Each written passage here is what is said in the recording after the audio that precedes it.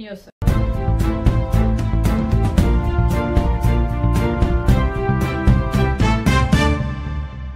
ఇంటికాడ కొంచెం డిస్కషన్ అయ్యి ఫ్యామిలీలో డిస్కషన్ అయ్యి సరే ఇక్కడ ఉండే లొల్లు ఎక్కువ అవుతుంది కదా అమ్మ వాళ్ళ ఇంటికి పోదాం బాగా వస్తాను.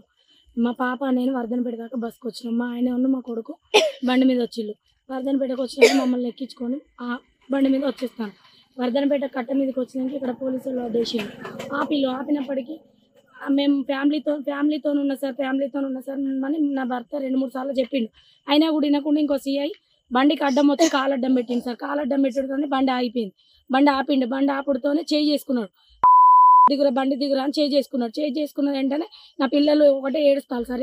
ఏడ్చేటప్పుడు నేను బండి దిగిన అన్నయ్య ఇంటికాడ గొడవ అయింది, మేము ప్రాణభయం మీద బయటకు వచ్చినాము, మా అమ్మ వాళ్ళ ఇంటికి వెళ్తానము, మీ దండం పెడతా కాలు మొక్తా, మా ఆయన తాగే ఉన్నాడు, పిల్లలు ఏడుస్తారు అన్నయ్య, మమ్మల్ని వదిలిపెట్టండి, మా తప్పు మేము ఒప్పుకుంటాం కదా అని చెప్పినా కూడా అట్లా కాదని బండి తాళం గుంజుకున్నారు. మా ఆయన ఫోన్ గుంజుకున్నారు. పిల్లలు ఒకటే ఏడుస్తా అంటే కూడా నేను ఎంత బతలాడి కాళ్ళ మీద పడి కాళ్ళు మొక్కుతా అంటే కూడా వినకుండా ఇష్టం ఉన్నట్టు మాట్లాడతాను సార్. మాట్లాడుతుంటే కూడా మా ఆయన అన్న మీ దండం పెడతా కాళ్ళు మొక్కుతా, ఇంట్లో పరిస్థితి బాగాలేక నేను పిల్లలను తీసుకొని వచ్చిన, నేను తాగున్నా అని చెప్తాను అంటే నువ్వు ఊదు అన్నారు.